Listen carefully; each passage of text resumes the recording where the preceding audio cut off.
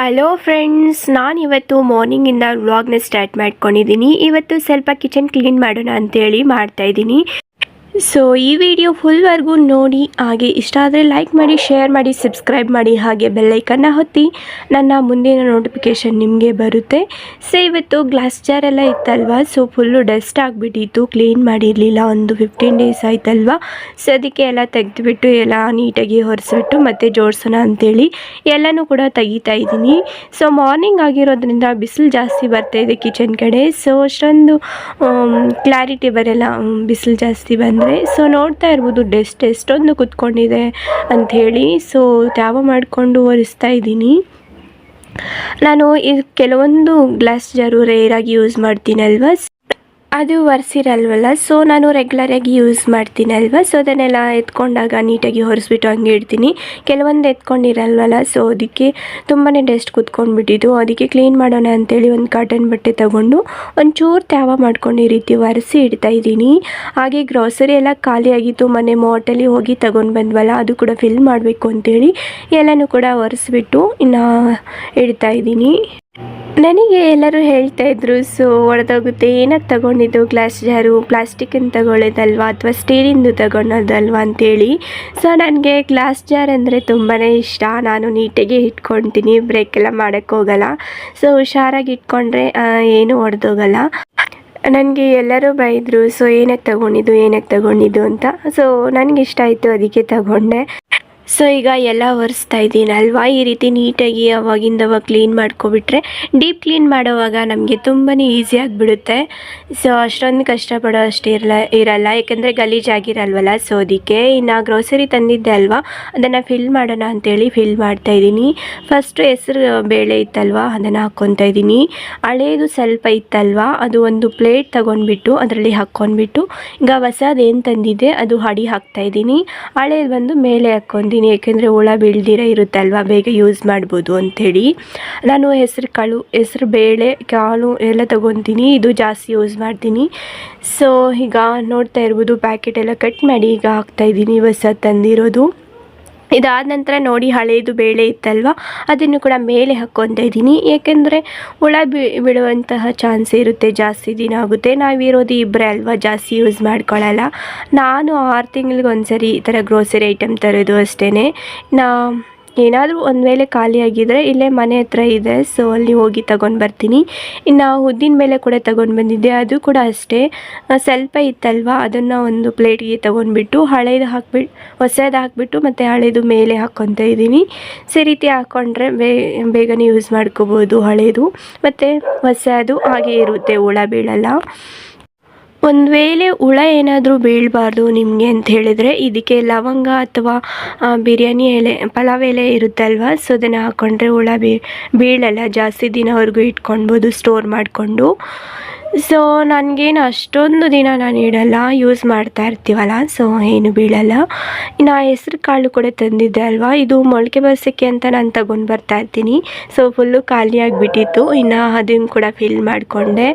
ಇನ್ನು ನಾನು ಜಾಸ್ತಿ ಯೂಸ್ ಮಾಡೋದು ಅಂತ ಹೇಳಿದರೆ ತೊಗರಿಬೇಳೆ ಇರುತ್ತಲ್ವ, ಅದನ್ನು ಜಾಸ್ತಿ ಯೂಸ್ ಮಾಡ್ತೀನಿ. ಬಟ್ ಅದನ್ನೇ ಮರ್ತೋಗ್ಬಿಟ್ಟಿದ್ದೀನಿ, ಅದು ತೊಗರಿ ಬೇಳೆ ಎಲ್ಲ ಖಾಲಿಯಾಗಿಬಿಟ್ಟಿದೆ, ಅದೇ ಮರ್ತೋಗಿ ಬಂದುಬಿಟ್ಟಿನಿ. ಎತ್ಕೊಳ್ಳೋಣ ಅಂತೇಳಿ ಮೇಲೆ ಇತ್ತಲ್ವಾ, ಸೊ ಅದಕ್ಕೆ ನಮ್ಮ ಮನೆಯವ್ರಿಗೆ ಹೇಳಿದೆ, ಅವರು ಕೂಡ ಎತ್ಕೊಂಡಿಲ್ಲ, ನಾನು ಕೂಡ ಮರ್ತೋಗಿದ್ದೀನಿ, ನೋಡ್ಕೊಂಡಿಲ್ಲ. ಸೊ ಇನ್ನೇನು ಮಾಡೋದು ಅಂತೇಳಿ ಮನೆ ಮುಂದೆನೇ ಇದೆ, ನಾನು ತಗೊಂಡು ಬರಬೇಕು.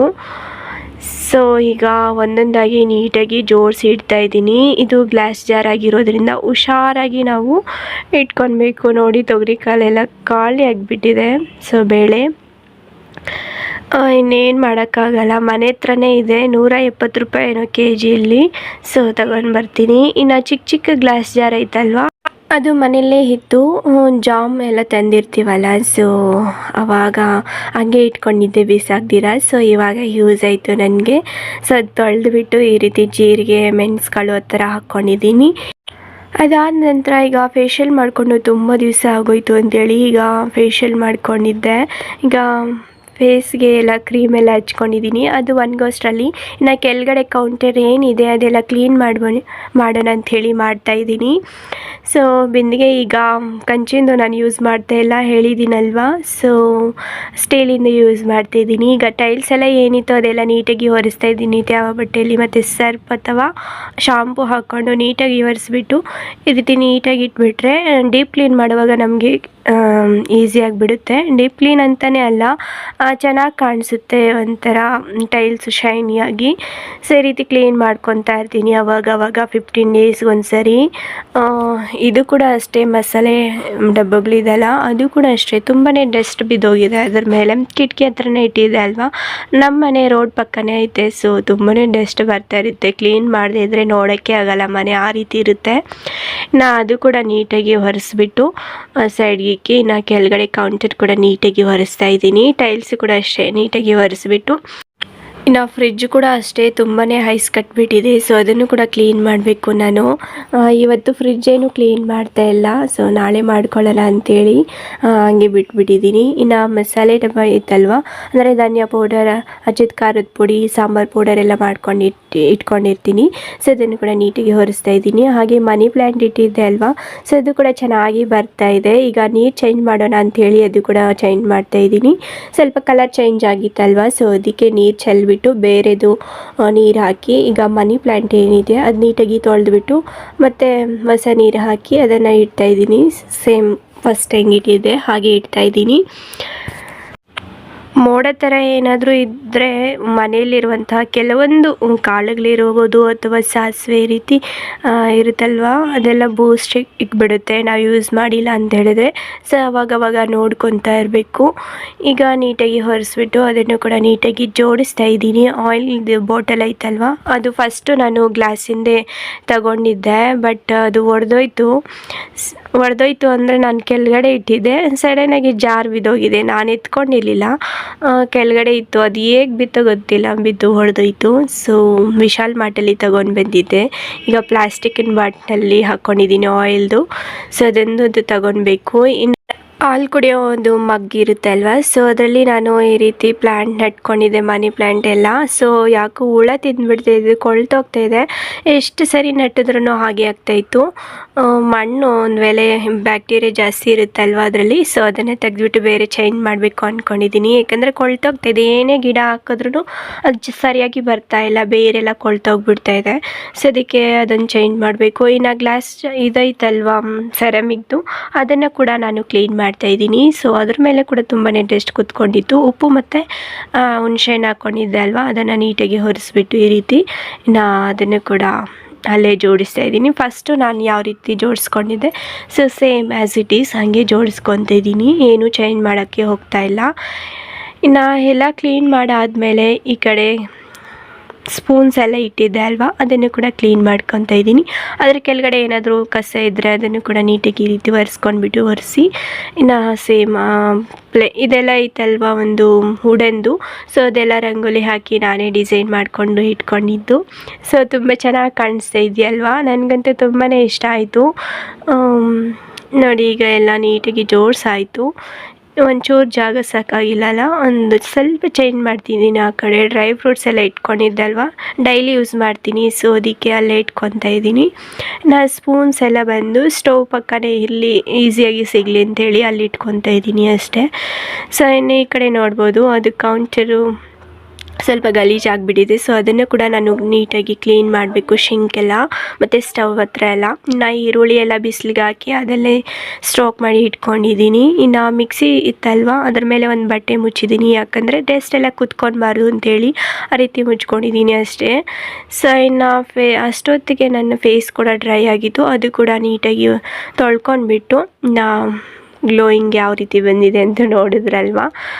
ಸೊ ಅದಾದ ನಂತರ ನೋಡಿ ಶಿಂಕ್ ಹತ್ರ ಸ್ವಲ್ಪ ಕ್ಲೀನ್ ಮಾಡೋದಿದೆ. ಹಾಗೆ ಟಾಮಿಗೂ ಕೂಡ ಸ್ನಾನ ಮಾಡಿಸಿ ಈಚೆ ಕಟ್ಟಾಕಿದೆ, ಅದು ಕೂಗ್ತಾ ಇತ್ತು. ಇನ್ನು ಒಳಗಡೆ ಬಿಟ್ಟೆ, ನೋಡಿ ಒಳಗಡೆ ಬಿಡೋಷ್ಟಿಗೆ ಇಲ್ಲಿ ಬಂದು ಮಲ್ಕೊಂಡಿದೆ ಬೆಡ್ ಮೇಲೆ. ಸ್ನಾನ ಮಾಡಿಸ್ಬಿಟ್ರೆ ಫುಲ್ ಖುಷಿಯಾಗಿಬಿಡುತ್ತೆ. ಸ್ನಾನಕ್ಕೆ ಬರೋರ್ಗೂ ಹಠ ಮಾಡ್ತಾ ಇರುತ್ತೆ, ಒಂದು ಜಗ್ ನೀರು ಹಾಕ್ಬಿಟ್ರೆ ಸಾಕು, ಅವಾಗ ಫುಲ್ ಖುಷಿ, ಅದಕ್ಕೆ ಫುಲ್ ಎನರ್ಜಿ ಬಂದಂಗೆ. ಸೊ ಸ್ನಾನ ಮಾಡಿಸ್ತಾ ಇರ್ತೀನಿ. ನಾನು ಕೂಡ ಸ್ನಾನ ಮಾಡಿಕೊಂಡು ಬರಬೇಕು. ಸೊ ನಮ್ಮ ಮನೆ ಕೂಡ ಕ್ಲೀನ್ ಮಾಡಿಬಿಡ್ತೀನಿ ಫಸ್ಟೇ, ಎಲ್ಲ ಕ್ಲೀನ್ ಮಾಡಿ. ಇವತ್ತು ಚಿಕನ್ ಮಾಡೋಣ ಅಂದ್ಕೊಂಡಿದ್ದೀನಿ. ತುಂಬ ದಿವಸ ಆಯಿತು ಚಿಕನ್ ತಿಂದು, ಸೊ ಅದಕ್ಕೆ ಇವತ್ತು ಮಾಡೋಣ ಅಂದ್ಕೊಂಡಿದ್ದೀನಿ. ಫಸ್ಟು ಒಂದು ಸ್ಟಿಕ್ಕರ್ ಇಟ್ಕೋಬೇಕು. ಮದುವೆ ಆಗಿರೋರು ಬಟ್ಟೆ ಇಟ್ಕೊಂಡು ಇರಬಾರ್ದಲ್ವ, ಸೊ ಅದಕ್ಕೆ ಒಂದು ಆರೆಂಜ್ ಕಲರ್ ಇಟ್ಕೊಂಡಿದ್ದೀನಿ. ಸೊ ಕಾಣ್ತದೆ, ಸ್ವಲ್ಪ ಕುಂಕುಮ ಇಟ್ಕೊಂಡ್ರೆ ಸರಿ ಇರುತ್ತೆ. ಸೊ ನೋಡ್ತಾ ಇರ್ಬೋದು ಎಷ್ಟು ಗ್ಲೋಯಿಂಗ್ ಬಂದಿದೆ ಅಂತೇಳಿ.